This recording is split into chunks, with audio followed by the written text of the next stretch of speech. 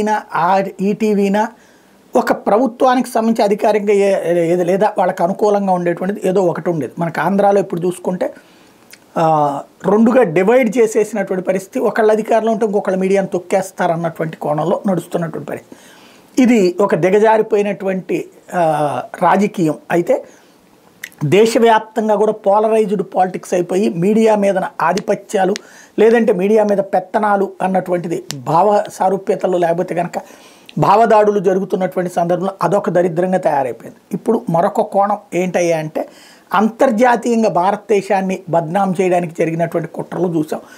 భారతదేశానికి సంబంధించి మీడియా మీద దాడులే కాదు, ప్రపంచవ్యాప్తంగా దాదాపు 700 మీడియా అవుట్లెట్స్ సోరోస్ చెప్పినట్టు నడుస్తూ ఆయా దేశ ప్రభుత్వాలను కూల్చడానికి కుట్రలు పన్నినటువంటి లేదంటే వీళ్ళ భావజాలానికి అనుగుణంగా వార్తలు రాసుకొచ్చినటువంటి వ్యవహారాలకు సంబంధించి ఇప్పుడు అడుగులు కొత్త మలుపులు తిరుగుతున్నాయి. ఈ ఇష్యూలో లేటెస్ట్ స్టెప్ ఏంటయ్యా అంటే వాళ్ళందరూ ఆ సదరు సంస్థలు ఇప్పుడు తమ ఉద్యోగులని లే ఆఫ్స్ ప్రకటిస్తున్నాయి. అంటే ఉద్యోగాలను తొలగిస్తున్నాయి, ఖాళీలని పూర్తి చేసేటటువంటి సిచ్యువేషన్ అంటే ఎక్స్ట్రా పెట్టుకున్నటువంటి ఇంతకుముందు ఇప్పుడు వచ్చేటప్పటికి అంత సిబ్బంది అక్కర్లేదు అని చెప్పడం ప్రారంభించినాయి. అంటే ఇప్పటిదాకా ఉచితంగా డబ్బు వచ్చింది కాబట్టి చేసుకొచ్చినటువంటి సంస్థలు ఇప్పుడు మూలన పడుతున్నాయి, మూత పడుతున్నాయి. ఇది జర్నలిజానికి మరో సమస్య.